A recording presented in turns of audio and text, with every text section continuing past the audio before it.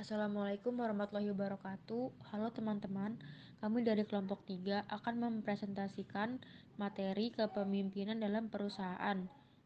Saya izin memperkenalkan anggota. Yang pertama ada saya sendiri, Cindy Triutami, Hairiah Fairuzi, Regi Aprilia, Bagus Kristianto, Sylvia, dan Fridia Rizkia Putri Permadi. Kepemimpinan. Kepemimpinan merupakan suatu yang penting bagi manajer. Manajer merupakan pemimpin dalam organisasi mereka. Sebaliknya, pemimpin tidak perlu menjadi manajer. Seorang manajer, menurut Drucker, adalah seorang pekerja berpengaruhan. Sepertinya yang kita tinjau suatu sistem organisasi, maka masukan dari seorang manajer adalah berbagai bentuk informasi yang diterima melalui alat inderanya. Alat indera utama ialah penglihatan dan pendengaran. Keluarannya atau misalnya gagasan-gagasan, jawaban terhadap masalah, kesimpulan, keputusan, perintah, dan sebagainya. Dalam usahanya untuk mencapai sasaran-sasaran kelompok, kerjanya menggunakan sumber-sumber daya manusia dan sumber-sumber lainnya, dana, peralatan, mesin yang tersedia baginya. Manajer berfungsi sebagai pemimpin. Ia mampu mempengaruhi dan mengarahkan perilaku bawahannya ke arah tercapainya sasaran kelompok kerjanya. Kepemimpinan merupakan pengertian yang meliputi segala macam situasi yang dinamis, yang berisi bawahan yang dipimpin, yang membantu manajer sesuai dengan tugas masing-masing, tujuan atau sasaran yang harus dicapai oleh seorang manajer bersama-sama dengan bawahannya. Seorang manajer sebagai pemimpin yang mempunyai wewenang untuk memimpin. Pola hubungan antar tenaga kerja dalam perusahaan. Dalam organisasi formal, dapat kita bedakan dua macam manajer sebagai pemimpin. Yang pertama, mengepalai keseluruhan organisasi. Kedua, yang mengepalai satu bagian atau suatu unit dari organisasi. Setiap tenaga kerja yang memiliki pola hubungan antar tenaga kerjanya sendiri, kita dapat dibedakan menjadi 4 macam pola hubungan antar tenaga kerja. Manajemen puncak, manajemen madya, manajemen pertama, tenaga kerja produktif.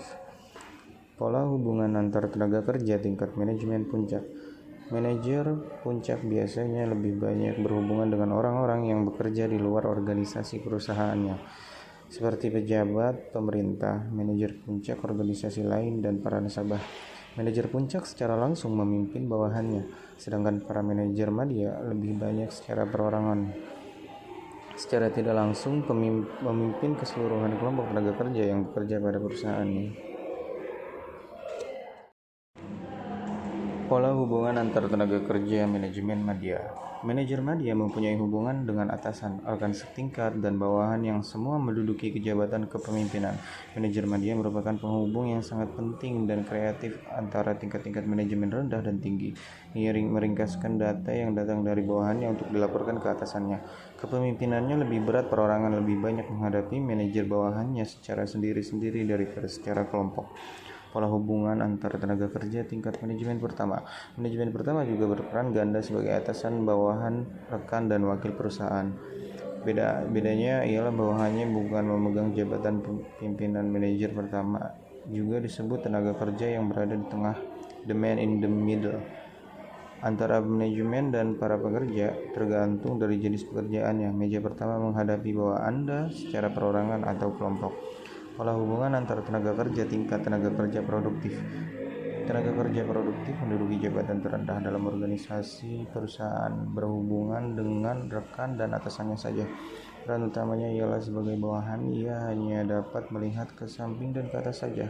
Pola hubungan antara tenaga kerja bersifat hubungan ketergantungan pekerjaannya tergantung pada tenaga kerja lainnya. Ketergantungan yang seimbang, masing-masing tenaga kerja yang memerlukan tenaga kerja lain dalam derajat yang sama. Dapat pula merupakan hubungan ketergantungan yang tidak seimbang. Mempunyai kewenangan, kedudukan yang lebih besar daripada bawahannya. Ia dapat menilai dan menentukan perkembangan bawahan selanjutnya. Bawahan pada umumnya akan merasa lebih tergantung pada atasannya, kecuali kalau bawahan dalam menyusun kekuatan. Misalnya serikat kerja, kelompok manajer pertama, kelompok manajer madya, menghadapi atasannya maka mungkin saja atasan akan merasa lebih tergantung pada bawahannya. Dalam hal ini, para tenaga kerja, pekerja, penyelia, manajer menjadi anggota organisasi formal lainnya. Misalnya serikat kerja, organisasi manajemen, yang membela kepentingan dan memperjuangkan hak para anggotanya. Misalnya para pekerja merasa kurang diperlakukan adil oleh perusahaannya seperti upaya terlalu rendah, atasan berlaku kasar, dan lain-lain. Maka serikat kerja dapat mengajukan protes dan mengajukan tentukan untuk membela dan memperjuangkan hak anggotanya. Kelompok informal yang terdiri dari para tenaga kerja yang setingkat atau dari tingkat yang berbeda-beda, yang berasal dari satuan kerja yang sama atau dari satuan pekerjaan berbeda-beda, dapat memiliki pengaruh lebih besar pada para tenaga kerja yang menjadi anggotanya daripada pengaruh yang memiliki atasan formal para tenaga kerjanya. Atasan dapat dijumpai keadaan di mana atasan tidak sadar bahwa ia sebenarnya lebih tergantung pada bawahannya, yaitu dalam tugas keadaan di mana bahan dapat mengatur pekerjaan tugas-tugas tertentu dari atasannya. Misalnya seorang sekretaris dapat mengatur kegiatan atasan dalam pertemuannya dengan orang-orang dari dalam maupun luar perusahaan. Ia juga menjadwalkan kegiatan atasannya dalam agenda harian sesuai keinginannya sendiri. Ciri-ciri pribadi. Ciri-ciri seorang pemimpin yang berhasil. Pertama kali, terdapat pandangan bahwa pemimpin itu dilahirkan. Maksudnya yang dapat menjadi pemimpin hanya orang-orang tertentu saja yang mempunyai bakat untuk memimpin. Efektivitas kepemimpinan dianggap ditentukan oleh kepribadian pemimpin. Maret 1982 mengutip Carter, yang menemukan ciri-ciri perilaku pemimpin yang berhasil dari penelitian yang dilakukan pada Angkatan Darat Amerika Serikat sebagai berikut. 1. Performing professional and technical specialty. 2. Knowing subordinates and showing consideration for them. 3. Keeping channels of communication open. 4. Accepting personal responsibility and setting an example. 5. Imitating and redirecting action. 6. Training men as a team. 7. Making decisions. Sedangkan di Indonesia terdapat 11 ciri pribadi yang diharapkan dapat dimiliki oleh seorang pemimpin yang dianut oleh TNI Angkatan Darat, yaitu: yang pertama, takwa. Yang kedua, ingarsa sungtulada. 3. Ingmadya mangunkarsa. 4. Tutwuri handayani. Yang kelima, waspada purba wisesa. 6. Ambag para maarta. 7. Prasaja dan satya. 8. Gemi nastiti dan belaka. 9. Legawa. Di mana ciri-ciri pribadi tersebut lebih berfungsi sebagai prinsip-prinsip yang harus diusahakan untuk dijalankan, sehingga mempunyai makna sebagai pedoman yang bersifat normatif. Menurut De Bono 1986, terdapat 4 macam faktor terdiri dari 2 ciri pribadi dan 2 lainnya merupakan faktor dari luar dirinya yang menentukan keberhasilan seseorang atau sekelompok orang. Kedua ciri pribadi tersebut adalah: A. Little madness. B. Very talented. Dan kedua faktor lainnya adalah C. Rapid growth field. 8. Luck. Ciri-ciri pemimpin dari bidang manajemen fungsional. Berdasarkan tugas-tugas dan wewenangnya, jabatan-jabatan manajemen dapat dikelompokkan ke dalam beberapa jenis kelompok jabatan sesuai dengan bidang manajemen fungsionalnya. Kelompok jabatan manajemen yang berbeda-beda menuntut kelompok ciri-ciri pribadi yang berbeda-beda pula. Ciri-ciri pemimpin pada tingkat organisasi yang berbeda. Menurut Giselli, tahun 1971, menemukan 9 ciri-ciri pribadi yang ia namakan bakat manajerial atau managerial talent. Ciri-ciri tersebut menurut urutan kepentingannya ialah: yang pertama, supervisory ability. Yang kedua, the need for occupational achievement. Yang ketiga, the need for self-actualization. Yang keempat, intelligence. Yang kelima, self-assurance. Yang keenam, decisiveness. Yang ketujuh, the lack of the need for security. Yang kedelapan, the lack of the working class affinity. Yang kesembilan, initiative. Ciri-ciri manajer puncak yang berhasil. Para manajer puncak berorientasi pragmatis. Mereka memimpin organisasi sesuai dengan apa yang mereka pikir paling baik. Kecenderungan umum masa kini ialah memimpin dan memanajemeni berdasarkan pengalaman dan praktek dan tidak berdasarkan konsep-konsep teoritis. Benis dan Nanus tahun 1985 menemukan dalam penelitian mereka terhadap 90 pemimpin manajer puncak yang berhasil, 4 macam keterampilan dalam menangani manusia yang mereka namakan A. Attention through vision, B. Meaning through communication, C. Trust through positioning, D. The deployment of self through positive self-regard and through the well in the factor. Perilaku pemimpin yang efektif, gaya manajemen. Yang pertama, kajian Ohio State University. Pada tahun 1956, sekelompok peneliti antara lain Stockdale, Fleischmann, dan lain-lain dari Ohio University menemukan 2 dimensi utama dari perilaku pemimpin yang kemudian dikenal sebagai penegangan atau consideration dan memprakarsai struktur atau initiating structure, yang ditandai oleh saling percaya, penghargaan terhadap gagasan bawahan, dan penegangan terhadap perasaan bawahan. Gorida Manajerial. Black dan Mountain 1964 dalam mengembangkan Gorida Manajerial mereka menggunakan 2 dimensi juga. Garis tegak yang dibagi dalam 9 bagian yang sama besar adalah dimensi perhatian terhadap manusia. Garis mendatar yang juga dibagi ke dalam 9 bagian adalah dimensi perhatian terhadap produksi. Gorida Manajerial terdiri dari 9 kali 9 sama dengan 81 sel yang mana setiap sel mencerminkan setiap perilaku pemimpin berdasarkan 2 dimensi tersebut. Teori kontingensi. Model kontingensi dari kepemimpinan yang efektif dikembangkan oleh Fiedler. Tinggi rendahnya prestasi kerja suatu kelompok dipengaruhi oleh sistem motivasi dari pemimpin dan sejauh mana pemimpin dapat mengendalikan dan mempengaruhi suatu situasi tertentu. Ditentukan oleh 3 variabel, yaitu yang pertama, hubungan pemimpin dan anggota, yang kedua, struktur tugas, yang ketiga, kekuasaan kedudukan. Dalam meneliti kembali kajian-kajian kepemimpinan yang lampau dan menganalisis kajian-kajian yang baru, Fiedler menemukan bahwa pemimpin dengan skor LPC yang rendah atau berorientasi ke tugas cenderung berhasil dalam situasi kelompok yang baik, yang menguntungkan maupun sangat tidak menguntungkan pemimpin. Yang kedua, pemimpin dengan skor LPC yang tinggi atau berorientasi ke hubungan cenderung berhasil dengan baik dalam situasi kelompok yang sedang derajat keuntungannya. Teori 3 dimensi. Fiedler membedakan antara kelompok-kelompok interaksi, koaksi, dan kontraksi. Dalam kelompok interaksi ditunjuk koordinasi yang ketat dari para anggota kelompok dalam melaksanakan tugas-tugas utama mereka, sedangkan dalam kelompok koaksi juga bekerja sama pada suatu tugas bersama. Dan pada kelompok kontraksi terdiri dari orang-orang yang bekerja sama untuk tujuan perundingan dan perwujudan, dari tujuan dan pandangan orang yang saling bertentangan. Reading tahun 1970 mengembangkan teori dimensi dengan menambahkan dimensi ketiga.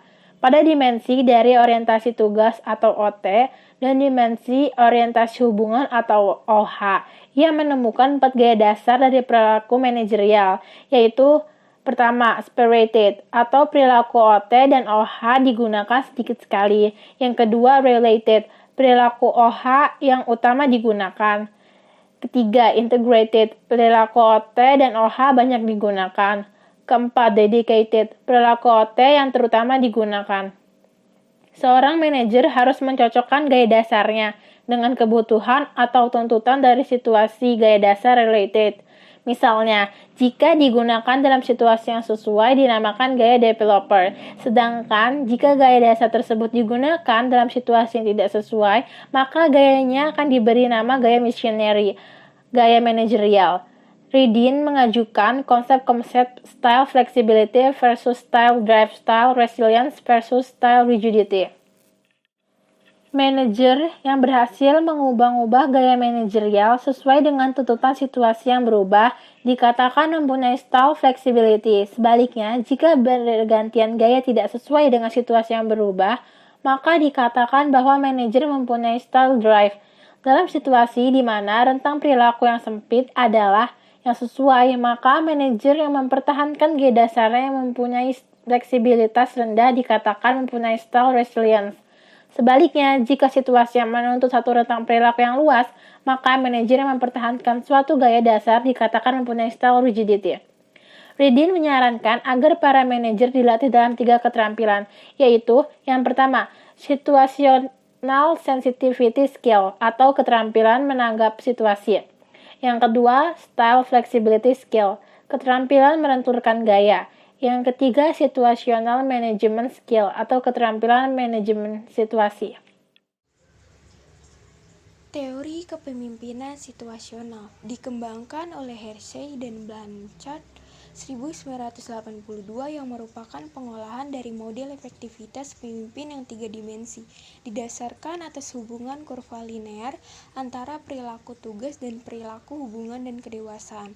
Teori ini berusaha untuk memberikan pemahaman kepada pemimpin tentang kaitan antara gaya kepemimpinan yang efektif dengan tingkat kedewasaan. Teori ini menyarankan bahwa perilaku pemimpin harus bergerak melalui yang pertama tugas tinggi hubungan rendah, yang kedua tugas tinggi hubungan tinggi, yang ketiga tugas rendah hubungan tinggi, yang keempat tugas rendah hubungan rendah. Salah satu tanggung jawab manajer ialah membantu bawahan untuk meningkatkan tingkat kedewasaannya. Klasifikasi gaya kepemimpinan. Parameter yang suatu klasifikasi dari gaya kepemimpinan mulai dari gaya kepemimpinan yang sepenuhnya otokratik sampai yang demokratik. Digolongkan adanya 5 pola umum dari kepemimpinan pengambilan keputusan yang bervariasi dalam hal derajat peluang yang diberikan kepada bawahan untuk berperan serta dalam pengambilan keputusan. Ciri-ciri. Yang pertama, memecahkan persoalan atau mengambil keputusan sendiri. Yang kedua, memperoleh informasi yang diperlukan dari bawahan lalu memutuskan pemecahannya sendiri. Yang ketiga, memberitahukan persoalan kepada bawahan sebagai satu kelompok sehingga dapat memecahkan persoalan tersebut. Kriteria efektivitas keputusan. Komponen atau parameter yang kedua dari model meliputi kriteria yang dapat digunakan untuk mempertimbangkan efektivitas dari keputusan-keputusan yang diajukan dalam setiap situasi. Kriteria ini mencakup mutu dari keputusan, penerimaan keputusan oleh bawahan atau kesediaan mereka untuk melaksanakan keputusan dan jumlah waktu yang diperlukan untuk sampai pada pemecahannya. Kriteria penemu kenalan jenis situasi pemecahan persoalan. Komponen ketiga yang penting meliputi suatu perangkat dari kriteria dasar yang mengenali berbagai jenis situasi pemecahan. Corak interaksi pemimpin dan bawahannya. Dalam proses interaksi yang terjadi antara pimpinan dan bawahan, berlangsung proses saling mempengaruhi di mana pemimpin berupaya mempengaruhi bawahannya agar berperilaku sesuai dengan harapannya. Corak interaksinya inilah yang menentukan derajat keberhasilan pemimpin dalam kepemimpinannya. Yang pertama ada kepemimpinan transaksional.